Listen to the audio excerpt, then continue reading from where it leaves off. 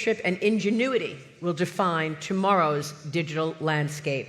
It is my great honor to introduce His Excellency Abdullah Al-Swaha, Minister of Communications and Information Technology of the Kingdom of Saudi Arabia. Your Excellency, thank you so much. Good to see you. Also with us this morning are two incredible visionaries. Please join me in welcoming to the stage Elon Musk, the CEO of Tesla, founder of SpaceX, founder of XAI, and Jensen Huang, founder and CEO of NVIDIA.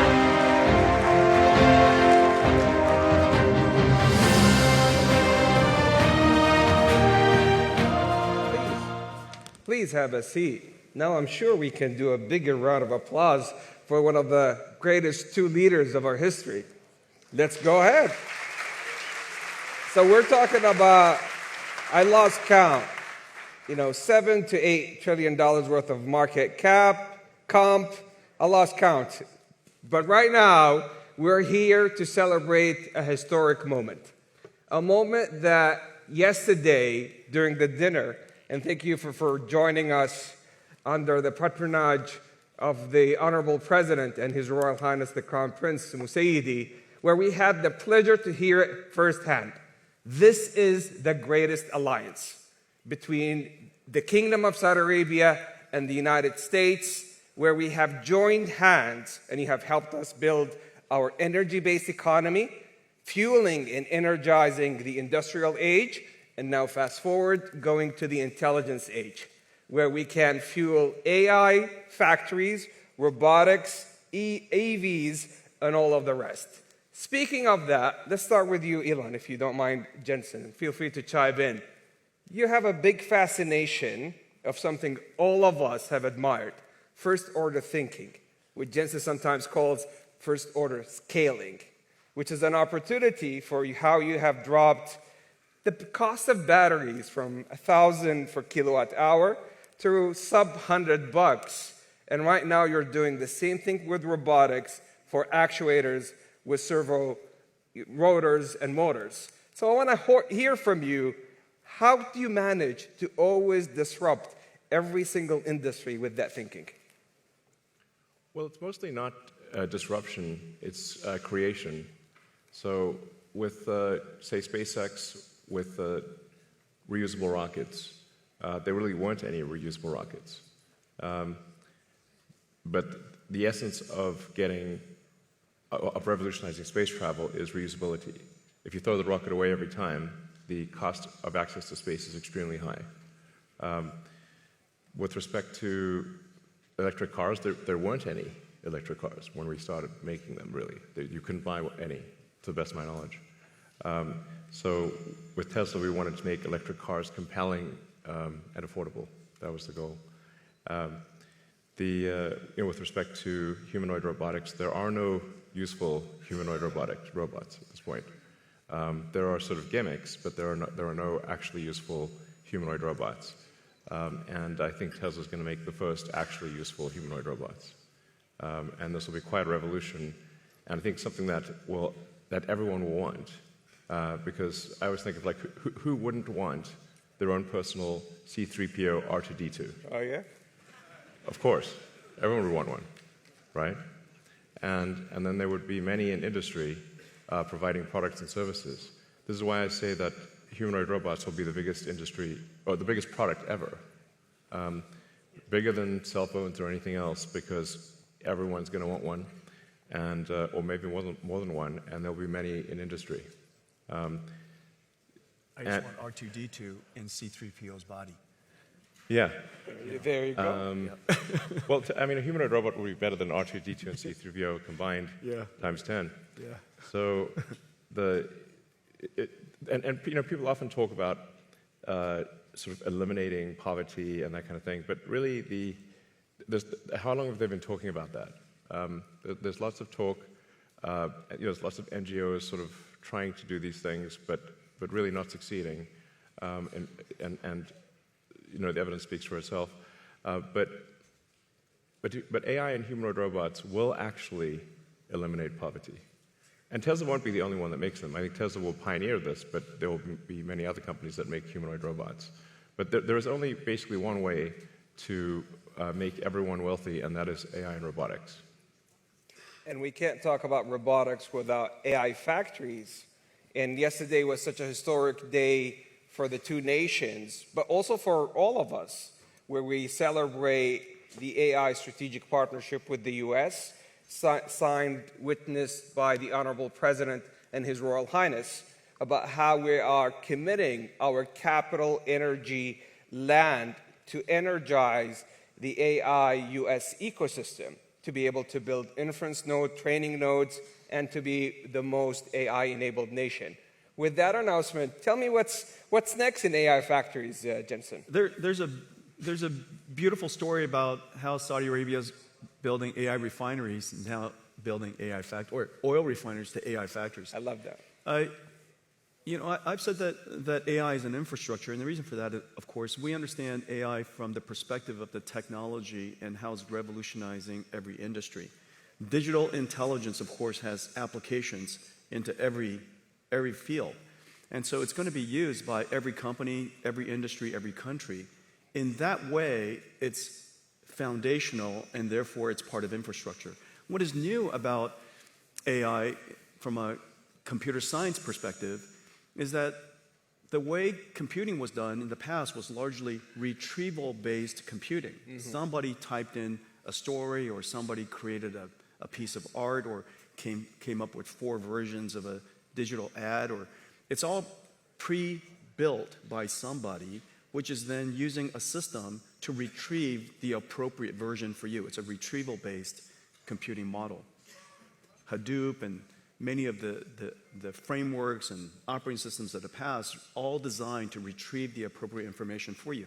But today, software is going to be generated in real time. It's generative. Based on the context, based on the circumstance, based on who you are, based on the problem you asked, based on your prompt, it will generate unique content for you. Every single time, for everybody, it's unique. When you use Grok, every time you use it is different. Just based on the right, based on the prompt that you give it, and based on the circumstance, and so therefore, it used to be retrieval based. Today, it's generative, and if it's generative, then and every time is different, then you need AI factories all over the world to generate the content in real time, which is the reason why you need AI factories. And this is a unique way of doing computation, but the benefit, of course, is that everything isn't preconceived and pre-documented, and it's contextually sensible and therefore intelligent. So AI factories and robotics, and we heard it yesterday from His Royal Highness, his vision, how to augment our workforce with roughly tens of millions of robotics to be able to infuse the next wave of productivity and progress. But this scares a lot of folks here when it comes to the future of jobs. So let's hear about your thoughts, Elon and Jensen, on that. Sure. Well, if you say, like, in the long term, where will things end up? Long term, I don't know what long term is. Maybe it's 10, 20 years, something like that. For me, that's long term. My prediction is that work will be optional. Optional? Optional. So... We'll take that. Yeah. I mean, it'll be like playing sports or a video game or something like that. If you want to work, in the same way, like you can go to the store and just buy some vegetables, or you could grow vegetables in your backyard. It's much harder to grow vegetables in your backyard, but some people still do it because they like growing vegetables. That will be what work is like, optional. Now, between now and then, there's actually a lot of work to get to that point. Mm-hmm. I always recommend people read Ian Banks' culture books to get a sense for what a probable positive AI future is like. And interestingly, in those books, money doesn't exist. It's kind of interesting. And my guess is, if you go out long enough, assuming there's a continued improvement in AI and robotics, which this seems likely, the money will stop being relevant at some point in the future. Now, there will still be constraints on power, like electricity and mass. The fundamental physics elements will still be constraints. But I think at some point, currency becomes irrelevant. Jensen, any thoughts? By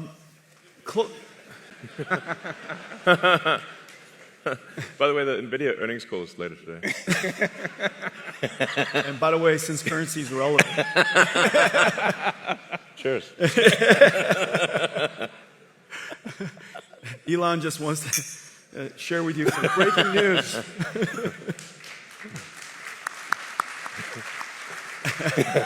The two of us would like to share some breaking news. Let's see. I would say there's different horizons you could look at. Everybody's jobs will be different. I think that's for sure. How the students learn will be different. How people do their work will be different, obviously, because a lot of the things that we do mundanely or arduously or very difficultly are going to be done very simply. And so we're going to be more productive from that sense. One of the things that I will say is that for most people or a company, if your life becomes more productive, and if the things that you're doing with great difficulty become simpler, it is very likely, because you have so many ideas, you'll have more time to go pursue things. It is my guess that Elon will be busier as a result of AI. I'm going to be busier as a result of AI. And the reason for that is because we have so many ideas we want to pursue, so many things that we still have in our backlog inside our company that we can go pursue. If we were more productive, we can get to those things faster. And so in the near term, I would say that there's every evidence that we will be more productive and yet still be busier because we have so many ideas. One thing that I will say, give you some evidence, is that, and I was just telling Elon about this earlier, radiology, for example, has largely been converted to AI-driven radiology, and there's some really great companies doing that.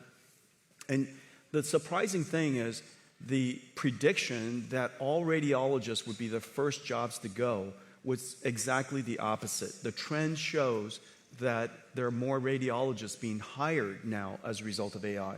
And the reason for that, if you take a step back, it's because the goal of a radiologist is not to study the images. The goal of a radiologist is to diagnose a disease. Now the studying of the images became so productive, they could study more images, study more modalities, spend more time with the patients. And as a result, they're actually accepting more patients. We're doing more radiology all around the world. We're doing a better job with diagnosing disease. And so that's kind of the near-term outcome of AI and productivity. And we'll see what happens long-term. You know, when currency doesn't matter anymore, just, let me know right before. You'll see it coming. You'll see it coming. We text often, so just yeah, we do. Yeah, just text it out. Well, let me know. I kind of agree with both of you, because if you look at every technological trend, every general purpose technology has been net new positive for the globe, for humanity, and so forth. And let me share with you two case studies. And Your Excellency, I think it's precisely the reason for that is because all the great ideas from innovators like Elon, that you have so many good ideas that and AI, Jensen as well. Yeah, well, Indeed. Thank you. So let me share with you two stories from two Saudi innovators in collaboration with a lot of the great work that NVIDIA does, that Grok does. One is Professor Omar Yagi. All right. Let me say that again. One is Professor Omar Yagi, who is... I might need to move the mic. All right. Cool. Here, come on, we'll share this one. All right. So now... Get closer. Let's try this one more time. So one of them is Professor Omar Yagi, who's the first American Saudi to win a Nobel Prize in creating new chemistry.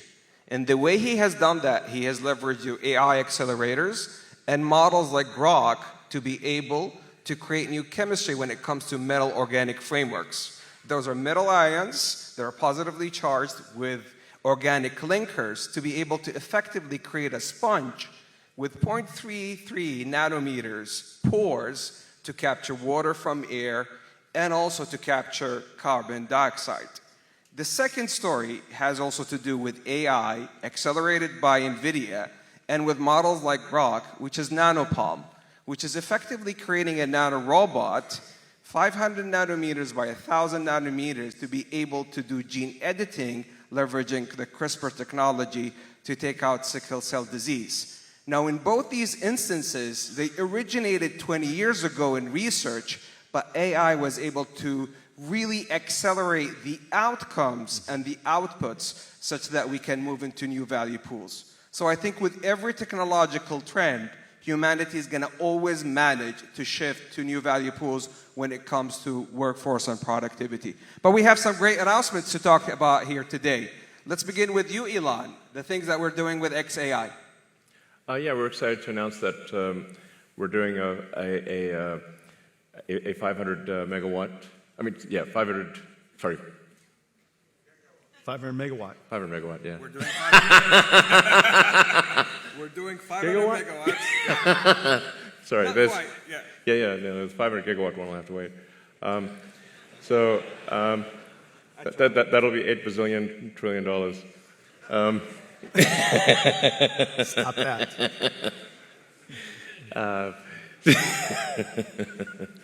So yeah, we're doing a XAI, and the Kingdom of Saudi Arabia are doing a Humane, 500 megawatts, starting with 50 megawatts phase one, and we're doing it with NVIDIA. Yeah. Congratulations to the Humane team, to Targ and team, such a fantastic job. Jensen, I think we're also doing some great announcements this week. We are? Yeah. We're announcing all kinds of things. Our partnership with Humane is going incredibly well. First of all, we worked together to get this company started and off the ground, and just got an incredible customer with Elon.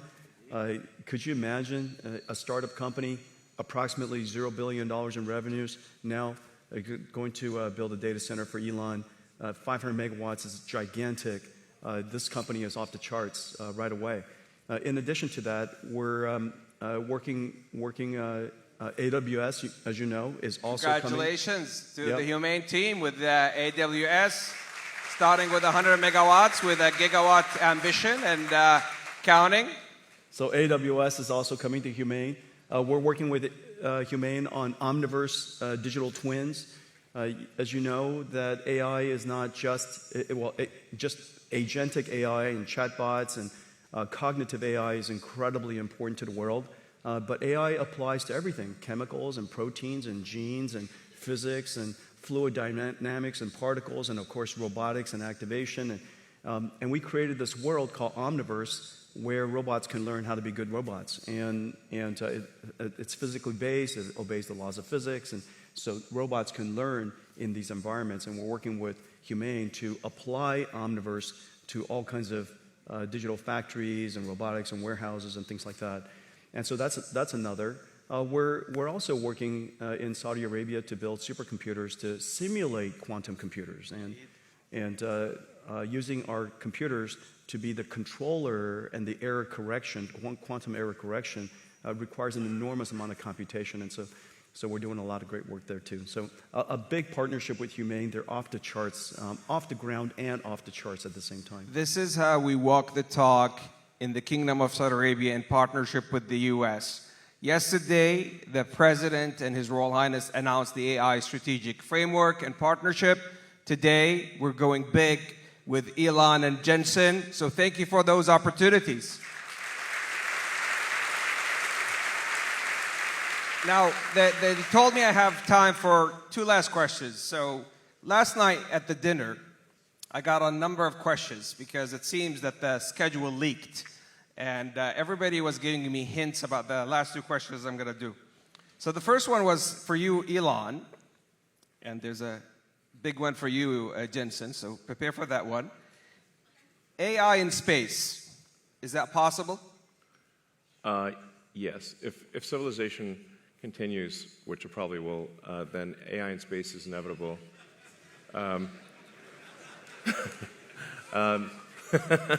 You know, I always have to preface that. You know, we shouldn't take civilization for granted. We need to make sure to take care to ensure that civilization has an upward arc. I mean, Any student of history knows that civilization does not always have an upward arc, and in fact, civilizations have life cycles. So hopefully we are in a strong upward arc. I think we are for now, but we don't want to take that for granted or be complacent. But the way to think of AI in space is that in order to achieve any meaningful percentage of a Kardashev 2 scale civilization, where you're using even a millionth of the sun's energy, you must have solar-powered AI satellites in deep space. So that once you realize, once you think in terms of a Kardashev 2 scale civilization, which is what percentage of the sun's energy are you turning into useful work, then it becomes obvious that space is overwhelmingly what matters. Overwhelmingly. The sun only receives roughly 1/2 billionth of, the Earth only receives roughly 1/2 billionth of the sun's energy. So if you want to have something that is, say, 1 million times more energy than Earth could possibly produce, you must go into space. So this is where it's kind of handy to have a space company, I guess. Sell the book. Easier to cool chips in space, too. Yes. Easier to cool chips in space. Yeah. Yes, there's definitely no water in space, so you're going to have to do something that doesn't involve water. Just hang out. Well, you just got to radiate. That's right.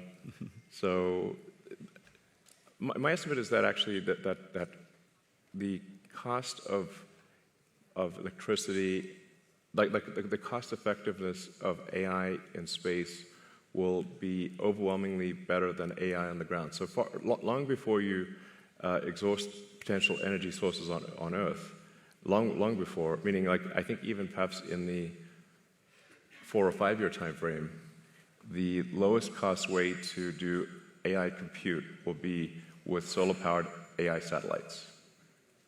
So I'd say not more than 5 years from now. Wow. And just look at the supercomputers we're building together. Let's say each one of the racks is 2 tons.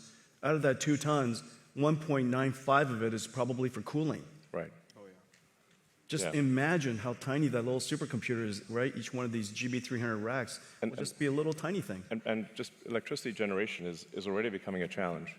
So if you start doing any kind of scaling for both electricity generation and cooling, you realize, okay, space is incredibly compelling. So, let's say you wanted to do, 200 or 300 gigawatts per year of AI compute. Yeah. It's very difficult to do that on Earth.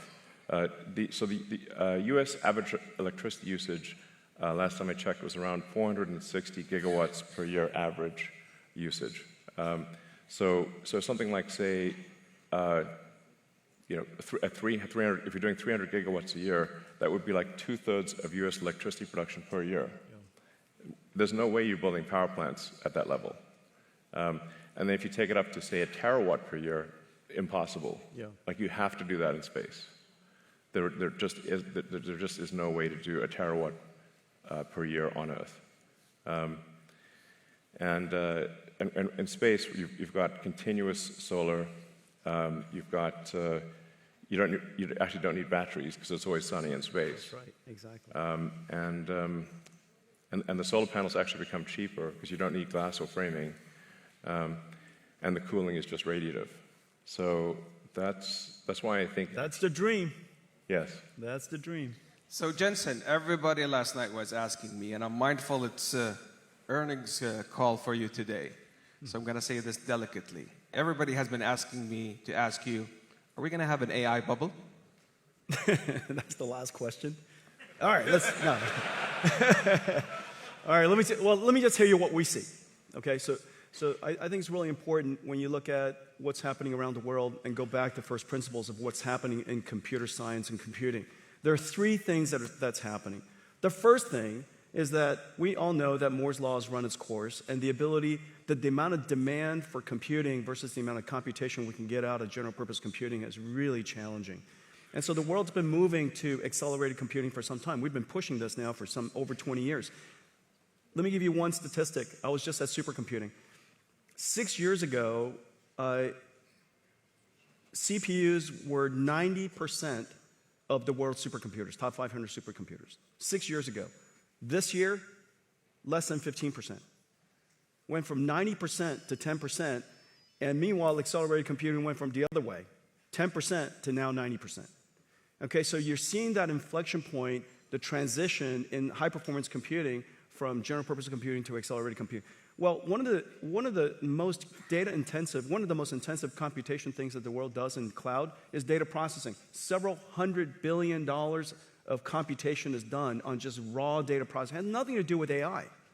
Just SQL processing, data frames, everybody's names, address, their sex, their age, where they live, how much money they make. All of that sits into a data frame, and that data frame drives the world today, whether it's in banking or whether it's in credit cards or, of course, e-commerce and everything from ad recommendation. And everything is driven off of that data frame. That data frame costs hundreds of billions of dollars to go compute. And so that's the number one thing, end of Moore's law. The second thing is generative AI. What the most important application of the last 15 years is called REXs, recommender systems. How do we know what information to recommend to us in a social feed? How do you know what ad to recommend to somebody, what book to recommend, what movie to recommend? The internet is so gigantic, without a recommender system, that little tiny phone of us will have no chance of ever seeing the right information. That REXs is the engine of the internet today. That's going generative AI. It used to be running on CPUs, now it runs on GPUs. Which then says the third thing, if you just look at those two applications, many of the internet companies can build an enormous number of GPU supercomputers just doing that. Of course, then it creates the third opportunity on top of it, which is agentic AI. This is Grok, and this is OpenAI, this is Anthropic, this is Gemini. Agentic AI sits on top of that. But don't forget to think about what is happening underneath what everybody sees as AI today. There's a whole movement of computing from general purpose computing to accelerated computing. And that, if you take that into consideration, you'll come to the conclusion that, in fact, what is left over to fuel that revolutionary agentic AI is not only substantially less than you thought, and all of it justified. Well, I was just informed by the team that my boss and your bosses is going to talk next, the Honorable President and His Royal Highness the Crown Prince, and hence we ran out of time. But in essence, this is so much love for you, Elon and Jensen. But this, in essence, is a 92 alliance that shifted from energy to digital to the intelligence age, powered by pioneers such as Elon and Jensen, to serve humanity and create on a net new basis new economies, new jobs, and a better future for humanity, powered by the Kingdom of Saudi Arabia and the United States. Thank you for a lifetime partnership and friendship. Thank you, Elon. Thank you, Jensen. Thank you. You. All right.